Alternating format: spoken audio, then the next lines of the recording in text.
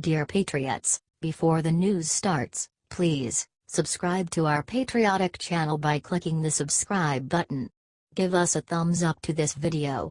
Don't forget to leave your opinion below in the comments section. Share the news on Facebook and Twitter so you friends see it. Thank you. For first time, Trump aims at Mueller. For 10 months, President Donald Trump and his team abided by a simple rule: don't go after special counsel Robert Mueller. But this weekend, as he digested news that the probe into Russian interference in the 2016 election was circling nearer to him and his family, Trump came closer than ever to abandoning his unspoken truce with Mueller, reigniting fears among Republicans that the president could fire the special counsel. Cooped up in the White House without any public events on his schedule and cable news blaring, Trump unleashed a Twitter tirade that differed from past outbursts in one significant way: he mentioned Mueller directly. Before this weekend, Trump had only referenced Mueller by name once on Twitter, in a retweet. Now, it appears, Mueller is fair game. The Mueller probe should never have been started in that there was no collusion and there was no crime, Trump tweeted Saturday night. On Sunday morning, he asked, why does the Mueller team have 13 hardened Democrats, some big crooked Hillary supporters, and 0 Republicans? Some members of the special counsel's team have donated to Democrats in the past, but it is false to claim that the entire team is made up of Democrats. Mueller himself is a Republican. By Sunday afternoon, Trump had left the confines of the White House to visit his golf course in Virginia.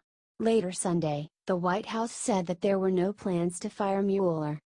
In response to media speculation and related questions being posed to the administration, Attorney Ty Cobb said in a statement, the White House yet again confirms that the president is not considering or discussing the firing of the special counsel, Robert Mueller. Until this weekend, Mueller was the rare figure in Trump's orbit who seemed off limits. The president and his aides have taken pains to avoid attacking Mueller, even as they repeatedly stressed that there was no collusion between Russia and the Trump campaign. We're going to continue to fully cooperate out of respect for the special counsel, White House Press Secretary Sarah Huckabee Sanders told reporters last week. Trump's comments come after his lawyer, John Dowd, on Saturday urged Deputy Attorney General Rod Rosenstein to shutter Mueller's investigation. Dowd reportedly first told the Daily Beast he was speaking in his capacity as Trump's lawyer, but he later backtracked, insisting he was speaking only for himself. A spokesman for the special counsel's office declined to comment. Sanders did not respond to questions about whether Trump would fire Mueller. Firing Mueller would set off a firestorm in Washington, likely triggering a severe backlash against the president even among his Republican supporters in Congress. If he tried to do that, that would be the beginning of the end of his presidency, because we're a rule of law nation, Senator Lindsey Graham, RSC, told CNN's Jake Tapper on Sunday. The senator issued the same warning last summer after Trump raised the same alarms. A person familiar with the president's thinking on the Mueller probe told Politico on Sunday that Trump's tweets over the previous 48 hours appeared to be a response to the firing of former FBI Deputy Director Andrew McCabe, news of the Trump Organization's subpoena, and what he's been hearing from his friends outside his immediate circle of staffers and attorneys. We know he's obsessed with this case. He's been obsessed with it from day one, since before the special counsel's been appointed, the person said. We know he actually enjoys talking about it because it goes to his nature. It goes to what he knows best, a fight. The person downplayed the notion that Trump's tweets are the result of a strategic push by the president's lawyers and advisors to undercut Mueller. Trump trusts his own instincts. He trusts it above the instincts of his own lawyers. He trusts it above the instincts of his own communications team, whether inside or outside the White House, the person said. Meanwhile, Trump also suggested Sunday morning that McCabe, who was fired Friday, did not make memos of their conversations in person and that such documents, if they do exist, could be fake. Spent very little time with Andrew McCabe, but he never took notes when he was with me, the president wrote on Twitter. I don't believe he made memos except to help his own agenda, probably at a later date. Same with lying James Comey. Can we call them fake memos? On Saturday, Politico reported that McCabe, like former FBI Director James Comey, felt the need to memorialize his conversations with the president before he was fired on Friday. The former top FBI official has also given the memos to Mueller's team, as it continues to probe Russian interference in the 2016 election. The president also continued his attacks on Comey, who is set to release a book soon.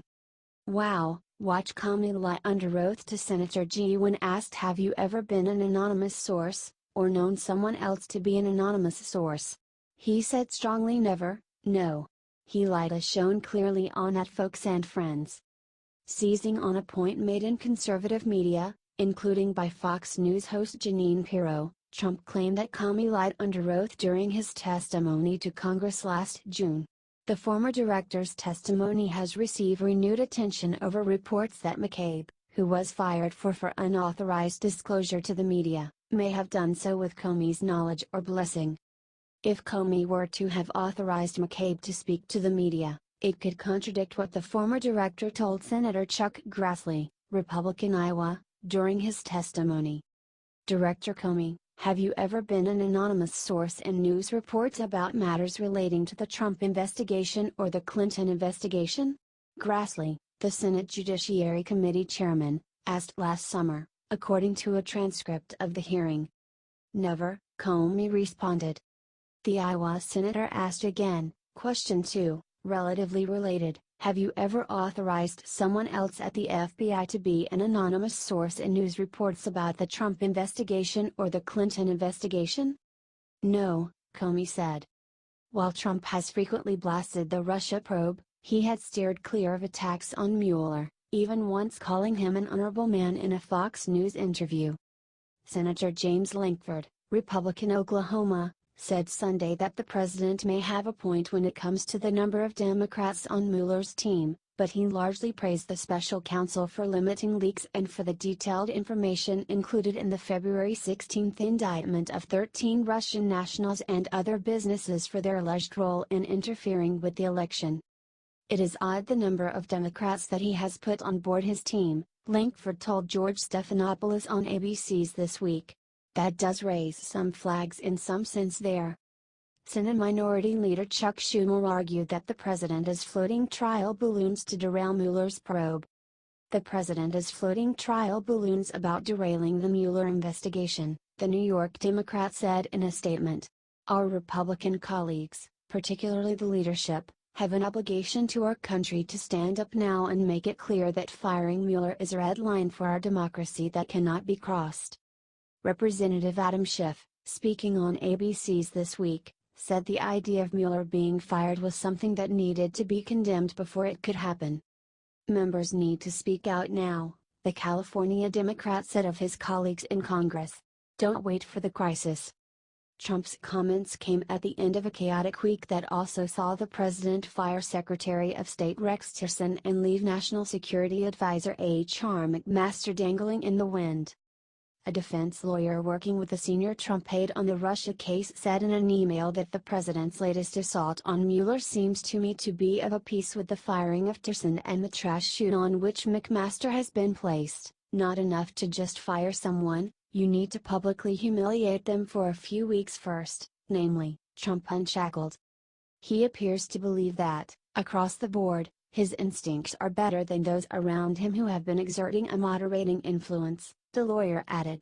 It's no secret where Trump stands on Mueller and, so, no particular surprise that this is coming now.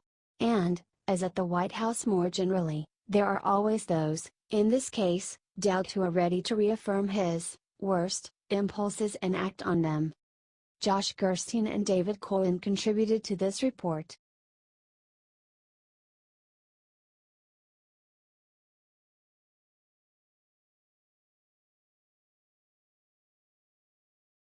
White House tweaks plan to seek death penalty as part of opioid response.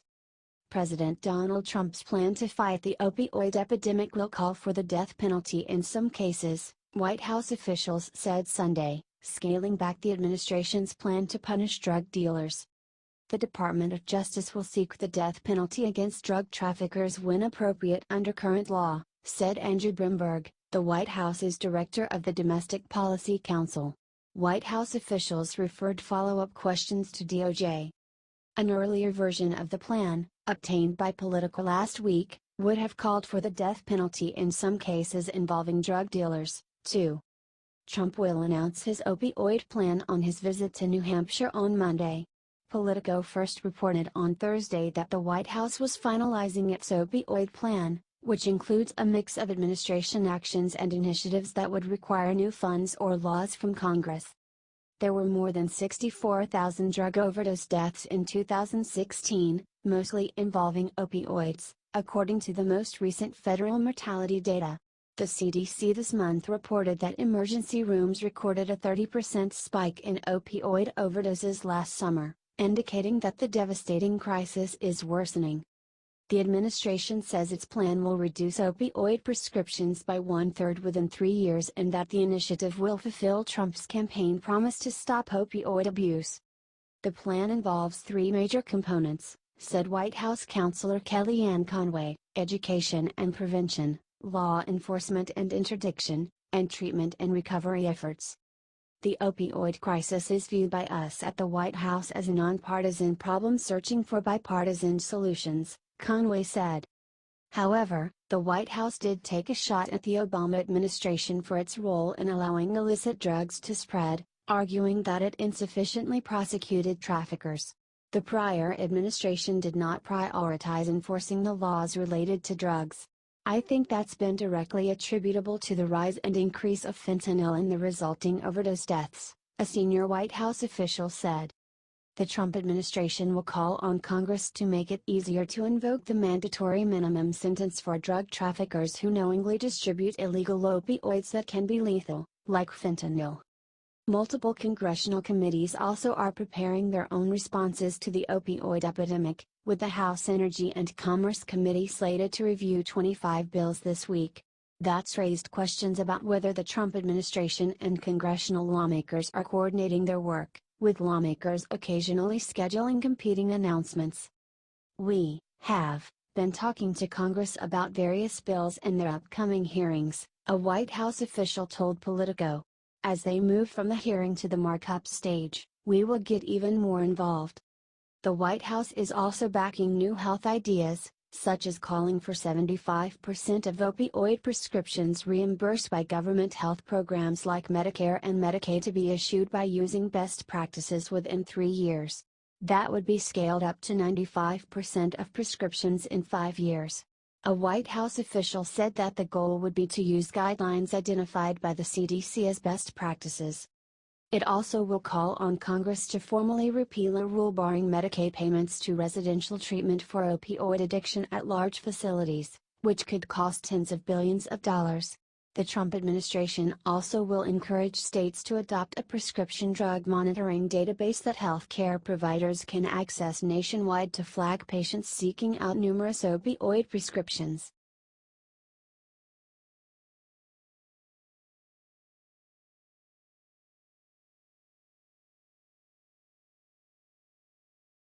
Short will Russia probe ever end? White House Director of Legislative Affairs Mark Short on Sunday stressed that the president and his staff continued to cooperate with special counsel Robert Mueller's investigation, even if there's growing frustration with the probe at 1600 Pennsylvania Avenue. I don't think that the president or anybody right now in our White House is suggesting not cooperating, anyway, with the Mueller investigation, Short told moderator Margaret Brennan on CBS Face the Nation. Everyone in the White House has cooperated on this, and what I said is that we have cooperated in every single way, every single paper they've asked for, every single interview. Throughout the weekend, President Donald Trump has personally attacked Mueller and his team in a manner the commander-in-chief had previously shied away from. Such comments, Short added, come from a sense that the probe continues to drag on without an end in sight. I think the reality, Margaret, is that, yes, there's a growing frustration that after more than a year and millions of dollars spent on this, there remains no evidence of collusion with Russia, Short said. I think at some point the American people are owed an answer to say, okay, if there was no collusion, how much longer will this drag on? Short pointed to the House Intelligence Committee's findings, released last week, that there was no evidence of collusion between the president's campaign and the Russian government. But top Democrats on the panel said they never saw the summary of their investigation before it was released and have complained that Republicans, who are in the majority, are shutting down their inquiry prematurely. Despite an extremely thin GOP majority in the Senate, Short took two Republican senators to task for their views, criticizing Kentucky Senator Rand Paul for his opposition to Mike Pompeo, Trump's nominee to be Secretary of State, and Gina Haspel, the president's pick to lead the CIA. Paul, who also ran for president, had to put your head in the sand about North Korea and Iran and just hope they don't develop nuclear weapons, according to Short. One of the top White House voices on the Hill, Short slammed retiring Arizona Senator Jeff Flake for saying more members in the party need to tell the president that going after Mueller is a red line. "I've not heard a lot of outcry from Republicans," Short. "And all due respect to Jeff Flake, I'm not sure as far as him representing the Republican Party, couldn't get re-elected in his own state today.